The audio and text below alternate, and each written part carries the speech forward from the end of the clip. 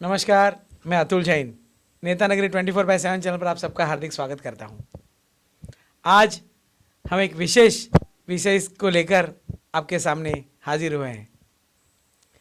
कभी कभी इंसान कुछ ऐसा कर जाता है कि उसे दुनिया याद करती है और वो यादों में बस जाते हैं।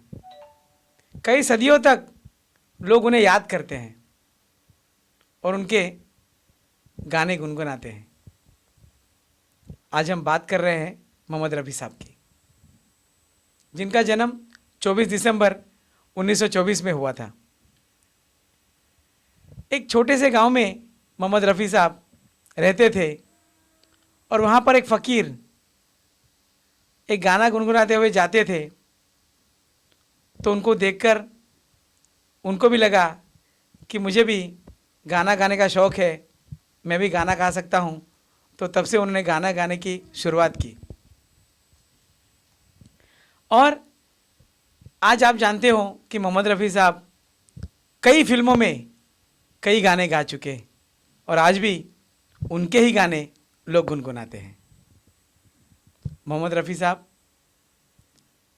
लोगों की यादों में तो बसे रहेंगे, उनके गाने कई सदियों तक यूं ही लोग गुनगुनाते रहेंगे। एक आम इंसान, छोटे से सादे से इंसान, जो कभी उन्होंने अपने आप को गर्वान्वित महसूस नहीं किया, कभी घमंड नहीं किया, ऐसे इंसान और हमेशा बहुत धीमे आवाज़ में बात करने वाले इंसान मोहम्मद रफ़ी साहब थे। और आज इसी बारे में हम बात करने के लिए हमारे स्टूडियो में मौजूद है अकबर सोलापुरी जी। आपका मैं हार्दिक स्वागत करता हूँ।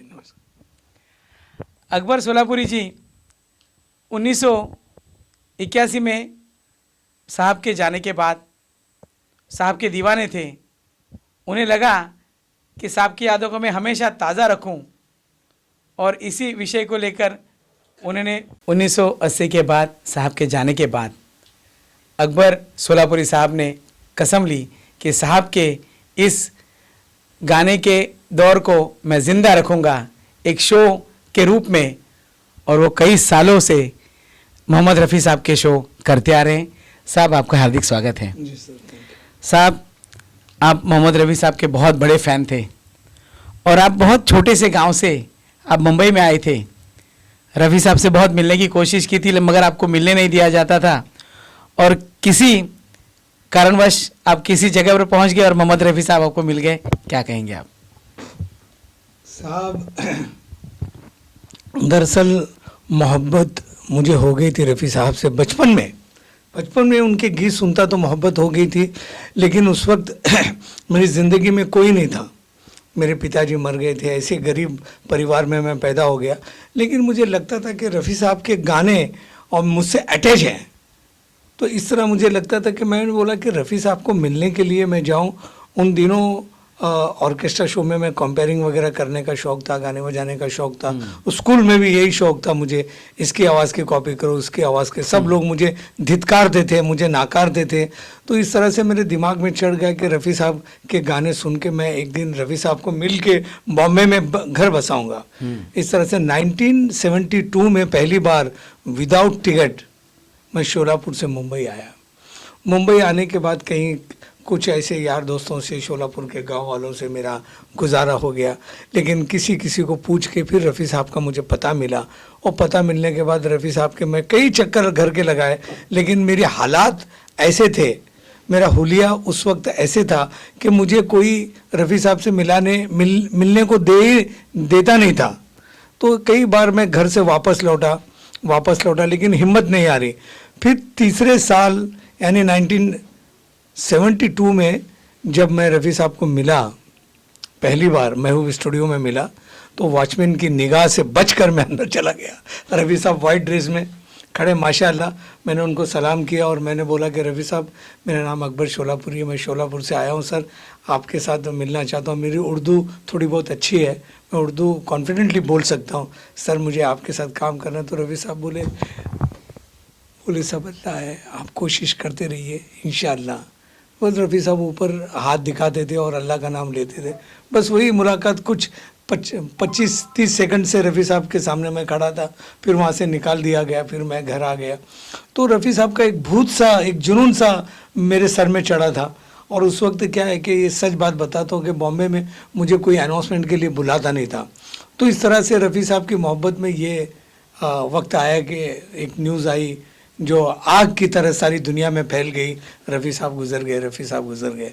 तो रफ़ी साहब गुजरने के बाद उनके मैयत में भी शामिल था सुशील कुमार शिंदे, सुनील दत्त, अमिताभ बच्चन भी थे। तो उस भीड़ में एक छोटा सा मैं भी था कि चलो उनको कंधा देने का मौका तो नहीं मिला, लेकिन मैयत में शरीक होने का अल्लाह ने मुझे मौका दिया, शरीक हो गया। फिर बाद में जैसे वो गुजर गए, रात को मेरे ख्वाब में ऐसे चला, जहन में चला कि रफ़ी साहब का प्रोग्राम करेंगे।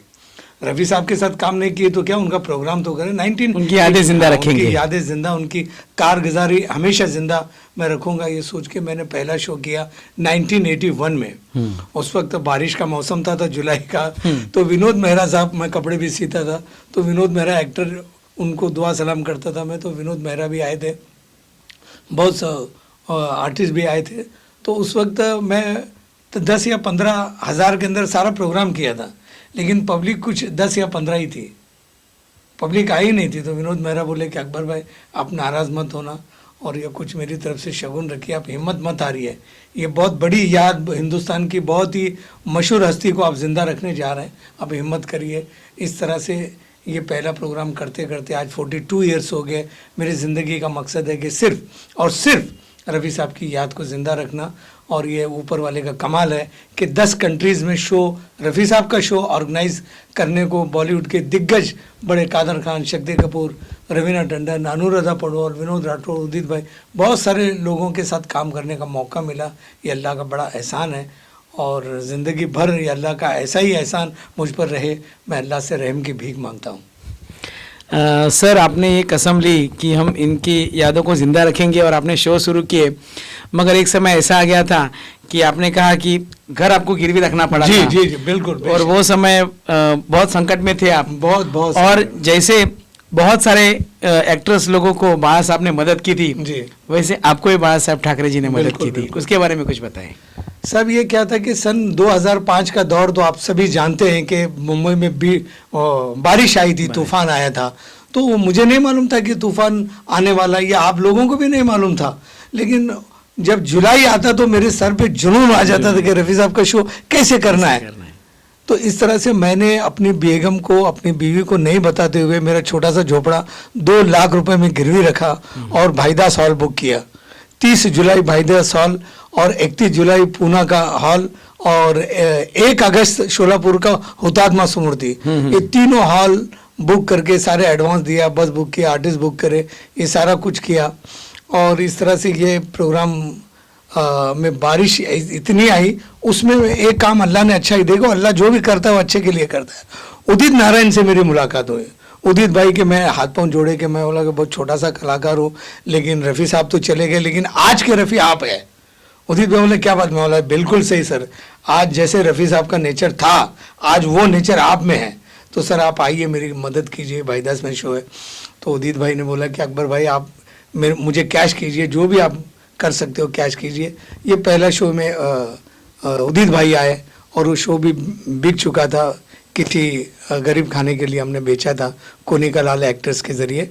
तो इस तरह से ये तीनों शो मेरे इतने कामयाब हुए, इतने कामयाब हो गए। शाहिद रफ़ी, देखिए रफ़ी साहब के साहबजादे हैं, जब वो गाड़ी लेके बांद्रा से कहीं भी जाते थे तो मेरे वो होर्डिंग देते, अकबर शोलापुरी प्रेजेंट रफ़ी की यादें।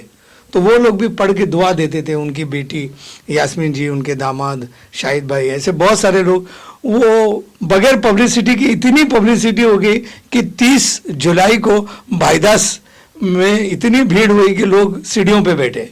ये अल्लाह का करम है। बहुत बड़ी बात है। सर, मोहम्मद रफ़ी साहब को पद्मश्री पद से नवाजा गया, उसके बाद और भी बहुत सारे उनको पद से नवाजा गया, उसके बारे में थोड़ा सा बताइए।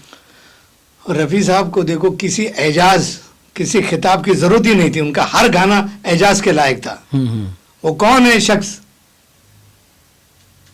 जिनको खिताब से नवाजा जाता है, लेकिन रफ़ी साहब को कोई खिताब की कोई वो मोहताज नहीं थे। उन पे अल्लाह का इतना बड़ा साया था, इतना बड़ा एहसान था कि रफ़ी साहब खुद अपने आप में एक अवार्ड थे, एक अपने आप में एजाज थे। सर दूसरी क्या बात है कि रफ़ी साहब ने किसी भाषा में गाना नहीं गाया हो, ऐसा नहीं, मराठी हो, हिंदी हो, पंजाबी हो, इसके बारे में आप क्या कहेंगे? बहुत सारी भाषाएं में गाना गाया था उन्होंने। नहीं, रफ़ी साहब में एक क्वालिटी ये भी थी जो आजकल के सिंगरों में नहीं है। हाँ। वो क्वालिटी ये थी कि वो उस भाषा को समझते नहीं थे, जुबान को, लैंग्वेज को समझते नहीं थे, लेकिन उनके अल्फाज राइटिंग में लिख के उसको याद करके उसको हूबहू पेश करते थे। जैसे गीत की डिमांड है कि ये अल्फाज होने चाहिए, तो रफ़ी साहब में ये बहुत बेहतरीन क्वालिटी थी। इसलिए वो हर भाषा में, यहाँ तक कि इंग्लिश में भी उन्होंने गाया है बाहर के प्रोग्रामों में। बाहर हो फूल बरसाओ मेरा महबूब आया है, उसको इंग्लिश में गाया। बहुत सारे गाने इंग्लिश में भी गाए। ये उनका बाकमाल हुनर था। सर रफ़ी साहब के बारे में आप इतने शो किए थे, तो रफ़ी साहब के बारे में कोई यादगार पल आप क्या बताएंगे? देखिए साहब, हकीकत है रफ़ी साहब इस कदर उम्दा फनकार थे। फनकार तो चले जाता है लेकिन उसकी कारगुजारी ज़िंदा रहती है। लेकिन मेरी असलियत ये थी कि मैंने तकरीबन बॉलीवुड के सभी प्लेबैक सिंगर को स्टेज पे गवाया, इंडिया के बाहर, इंडिया में लेके गया, लेकिन मैं खुद एक लाइन गा नहीं सकता। ये मेरी खासियत है, मैं गाया नहीं। लोग बोलते अकबर भाई गाओ, मौला गा नहीं सकता।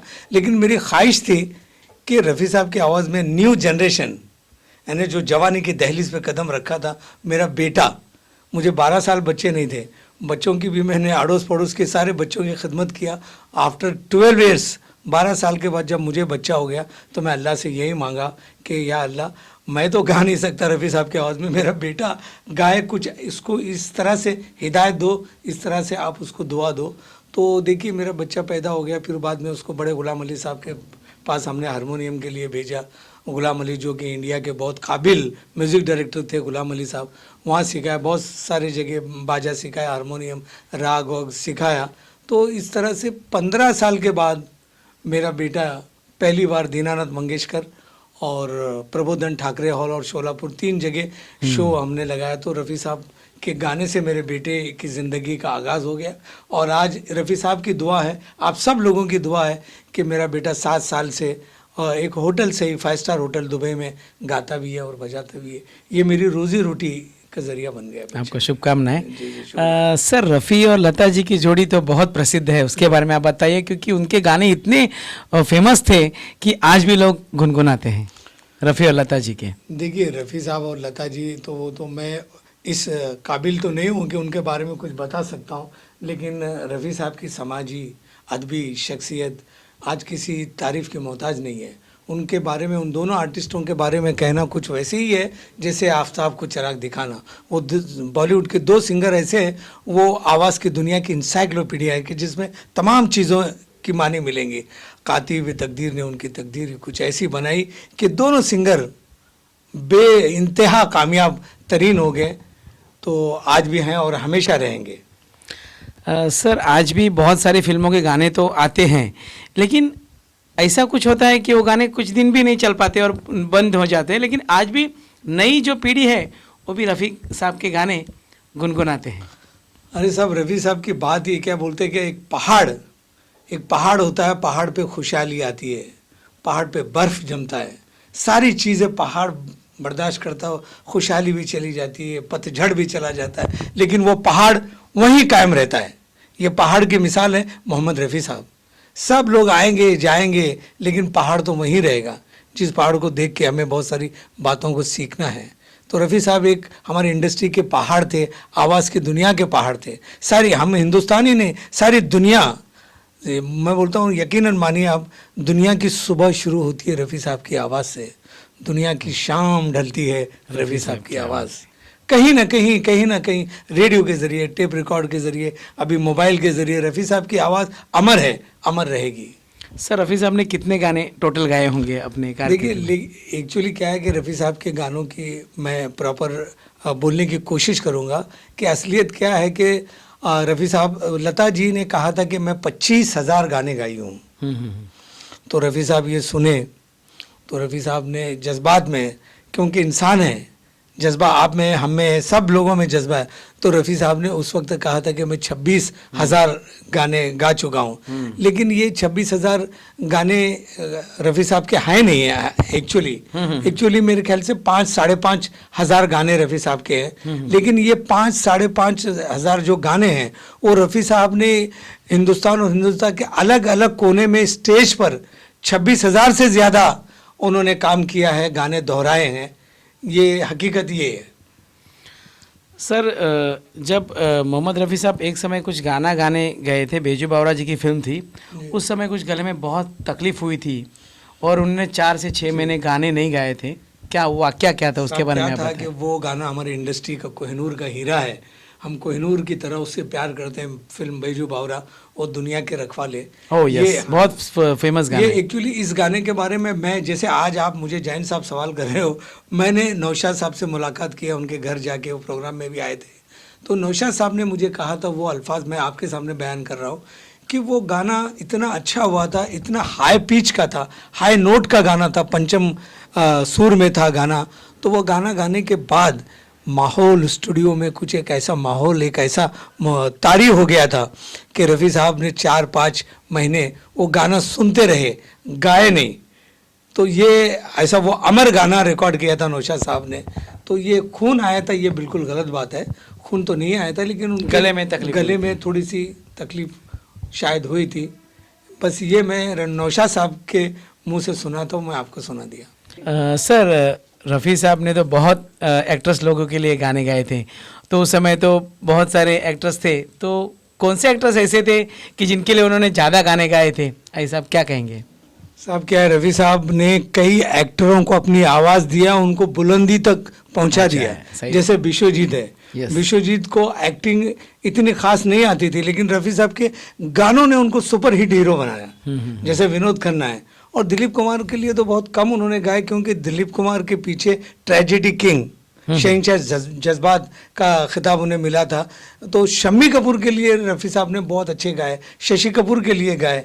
और शशि कपूर ने तो रफ़ी साहब से कहा कि साहब आप भाई साहब के लिए तो बहुत अच्छे गाने गाते हो, मेरे लिए भी कोई ऐसा गाना। तो जब फूल में बाबा बाबा हमको तुमसे, बहुत सुंदर गाना, सुपर हिट गाना शशि कपूर के लिए रफ़ी साहब ने गाया था।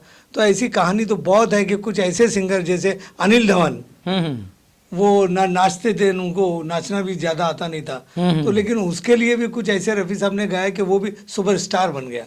कितने एक्टिंग जानने वाले नहीं थे, उनको भी रफ़ी साहब की जब आवाज़ मिली तो वो खिल उठे, 2 पैसा कमाए, नाम कमाए, शोहरत।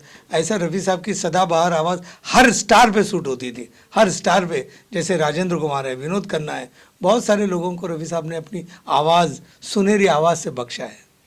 सर आपने कहा इतने सुपरस्टार लोगों के लिए गाने गाए थे, लेकिन सर दोस्ती फिल्म की जब याद करेंगे तो शायद 2 बच्चे थे, वो कौन इतने बड़े एक्टर थे, कुछ पता नहीं किसको, कुछ इसके बारे में कुछ पता भी नहीं, लेकिन मेरी दोस्ती मेरा प्यार, वो सब गाने बहुत लोगों को याद आते। उसमें बहुत सारे गाने थे जो प्रसिद्ध थे। दोस्ती के बारे में हम मोहम्मद रफ़ी साहब को ज़रूर याद करेंगे। बिल्कुल, आपने ज़माना याद करेगा। वो ऐसी शख्सियत थी कि उनकी कोई भी बात, कोई भी गीत आज तक लोग ज़माने तक, आने वाले क़यामत तक भूल नहीं पाएगा।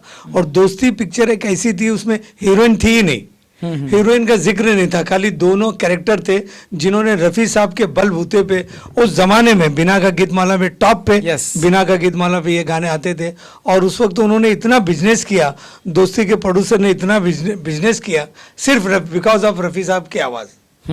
तो ये ऐसे रफ़ी साहब का कमाल था कि दोस्ती सुपर हिट, आज भी सुपर हिट है, और आने वाले सालों तक हमारी और आपकी जनरेशन भी रफ़ी साहब की दोस्ती के गाने गुनगुनाते रहेंगे।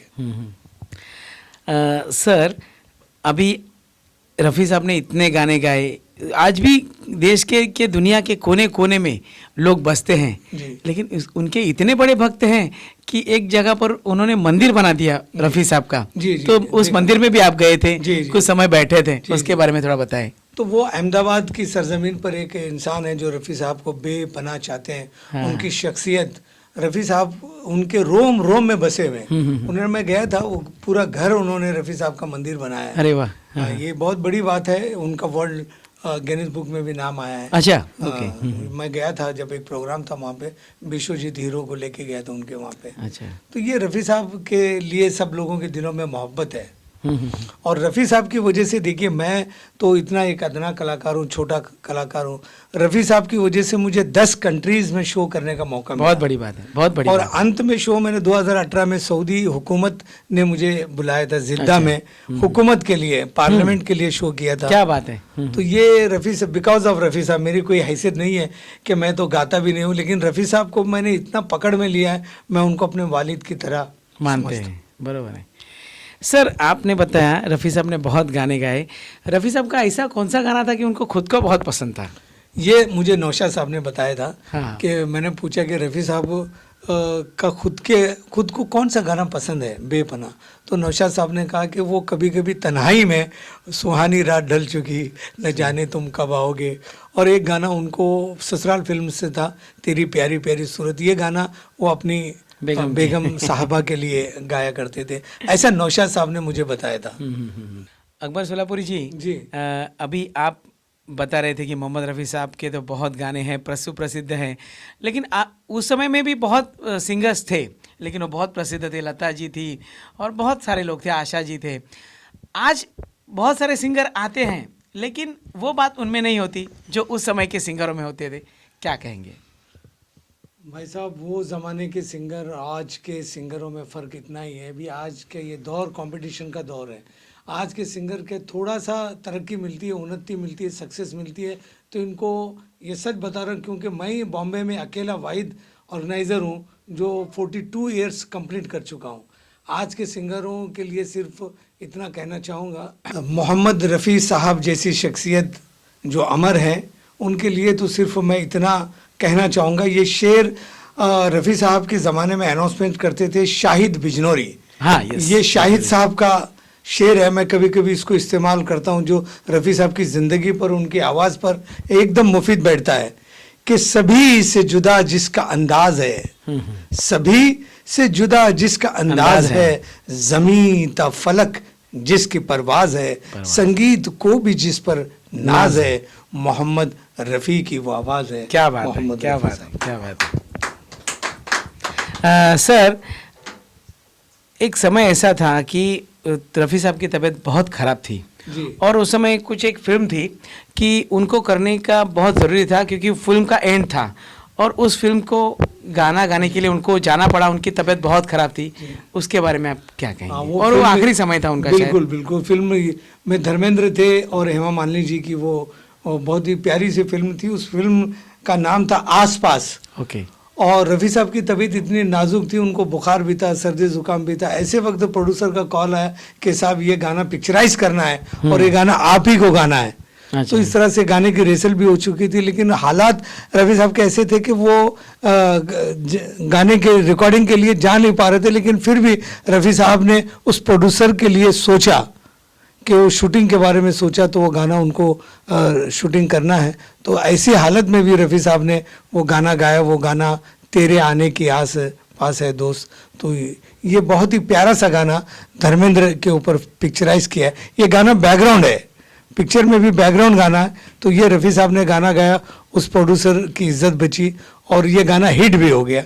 ये रफ़ी साहब की ज़िंदगी का आखिरी गीत है। अकबर सोलापुरी साहब, आप तो बहुत बड़े फ़ैन हैं, कई सालों से उनको यादों में रखकर कई सारे शो देश में विदेशों में आपने किए। आपको बहुत बहुत शुभकामनाएं कि आज भी रफ़ी साहब की याद ताज़ा है। तो ऐसे ही आपके एक दूसरे दोस्त हैं जो मोहम्मद रफ़ी साहब के दीवाने हैं, मोहम्मद शफ़ी जी। उनको मैं यहाँ पे आमंत्रित करता हूँ। मोहम्मद शफ़ी जी, आप पधारें। और आपके दोस्त हैं। वालेकुम सलाम भाई। जी, बैठिए। तो शफ़ी जी, आप भी मोहम्मद रफ़ी साहब के बहुत बड़े दीवाने हैं और आपने बहुत सारे गाने की रिकॉर्डिंग के समय उनके साथ थे। क्या कहेंगे रफ़ी जी की याद के बारे में? लीजिए सर। मैं सबसे पहले रफ़ी साहब के चाहने वाले जितने भी दुनिया में हैं सबको मेरा सलाम।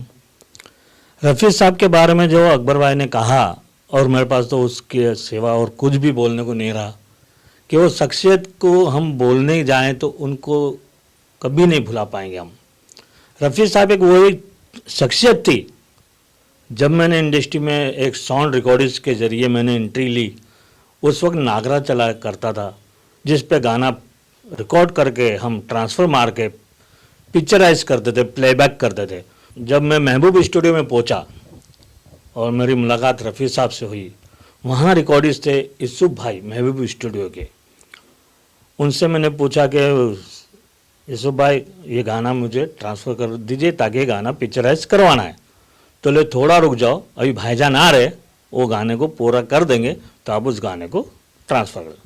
तो मैंने उनसे पूछा कौन आ रहे, तो उनने मुझसे कहा कि रफ़ी साहब आ रहे। बस मेरे पैरों तले ज़मीन खिसक गई।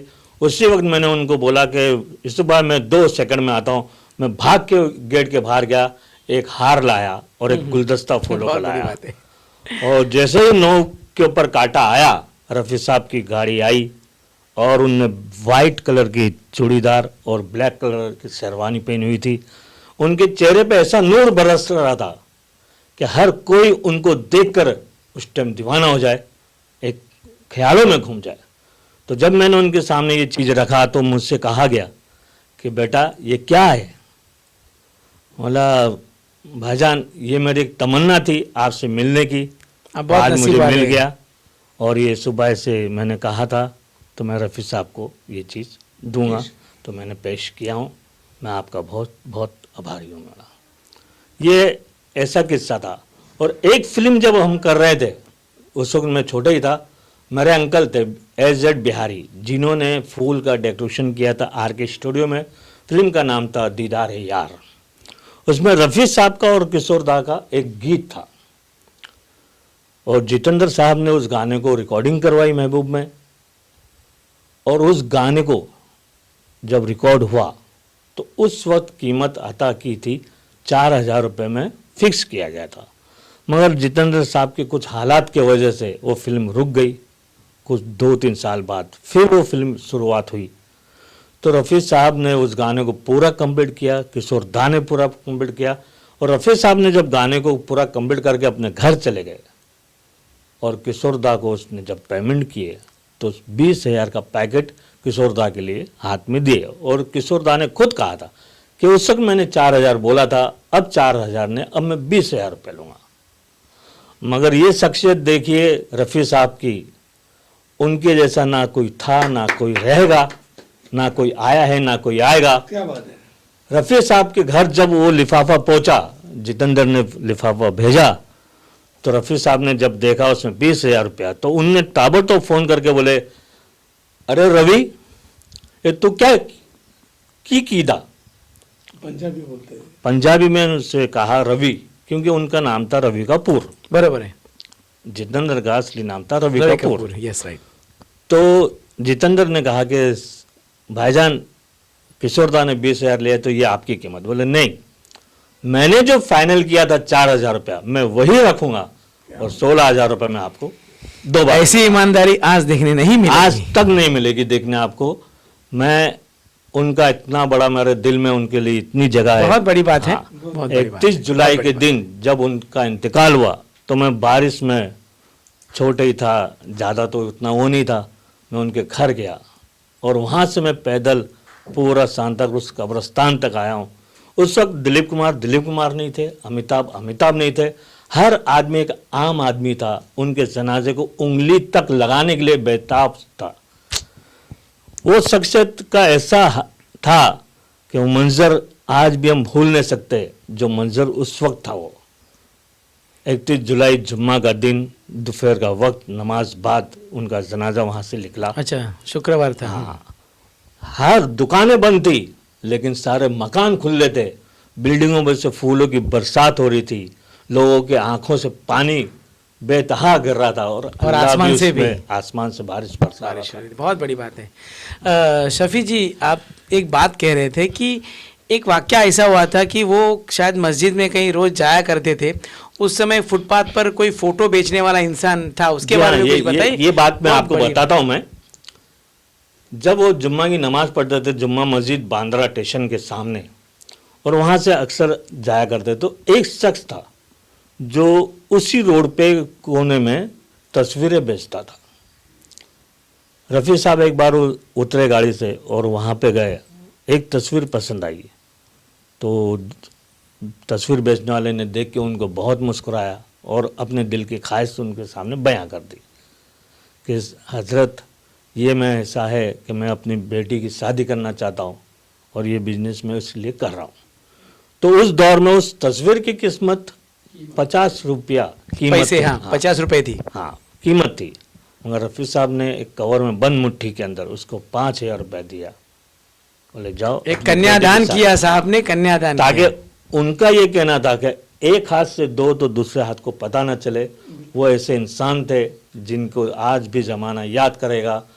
जैसे एक गीत एक नारी दो रूप का गाना है शत्रुघ्न सिन्हा के ऊपर, मुझको मेरे बाद ज़माना ढूंढेगा, यस राइट, दिल का सोना साज तराना गूंजेगा, मुझको मेरे बाद ज़माना ढूंढेगा। बहुत सही और बात। जब तक दुनिया है उनको ढूंढता रहेगा और ढूंढता रहेगा।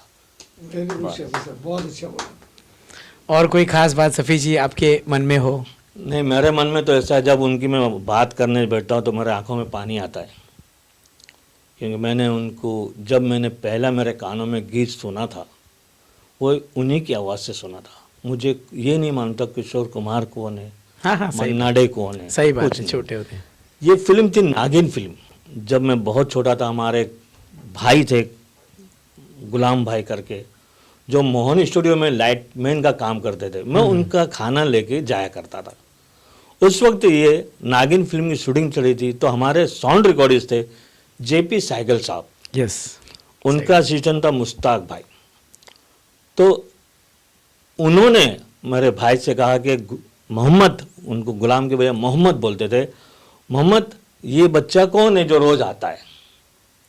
बोले मेरा भाई है, स्कूल से आने के बाद मेरे पास में आ जाता, मैं शाम तक उसको साथ में रह। बोले बेटा तू मेरे साथ काम करेगा? बोले हाँ जरूर करूँगा, सीखूंगा। उस वक्त तो मुझे हफ्ते में 5 रुपया देते थे। मैं अंधेरी से पैदल मोहन स्टूडियो जाता था, और पहले मैंने जब स्पीकर पे गाना बजता था, वो स्पीकर उठा के रखने का काम मैंने शुरुआत की रफ़ी साहब के गाने से। फिल्म का नाम था नागिन, और गाने के बोले तेरे इश्क का हुआ ये असर है मुझ पे। बस उसी दिन ये आवाज़ मेरे कानों में गूंजती थी, और आज तक वही आवाज़ गूंजती है। मैं उस आवाज़ के अलावा और किसी की आवाज़ नहीं सुनता। दोस्तों, एक चीज़ मैं और बताना चाहता हूँ। 31 जुलाई 1980 के दिन जब रफ़ी साहब पर्दा कर गए, इंतकाल हो गया, उस दिन से लेके आज तक मैं 24 दिसंबर जन्मदिन के दिन और 31 जुलाई बरसी के रोज़ कब्रिस्तान जाता हूँ और जाता रहूँगा, और रफ़ी साहब को इसी तरह चाहता रहूँगा कि रफ़ी साहब आपकी आवाज़ मेरे लिए सबसे बड़ी अहमियत है, और मैं दुनिया में जब तक जीऊँगा आपका नाम ले लेके जीऊँगा मैं। क्या बात है, वेरी गुड शफी साहब। तो आज हमने मोहम्मद रफ़ी साहब को याद किया। आज के उनके जयंती पर, उनके जन्मदिन पर हमारे साथ मौजूद थे अकबर सोलापुरी साहब। आपका बहुत बहुत धन्यवाद, आपने समय दिया। सफ़ी जी आपने बहुत बहुत समय दिया, आपको धन्यवाद। तो इसी तरह इनकी इंसानियत कैसी थी वो हमने देखी। एक ईमानदार और शिस्त प्रिय आदमी थे, लोगों की सेवा करने में वो ज़रा भी पीछे नहीं हटते थे, और एक साधारण इंसान बनके उन्होंने अपनी ज़िंदगी बिताई। आने वाले लोगों को भी ये सीखना चाहिए कि हमें मोहम्मद रफ़ी साहब के जैसे जीना चाहिए। Thank you. जय हिंद, जय महाराष्ट्र। मैं अतुल जैन, नेता नगरी 24/7।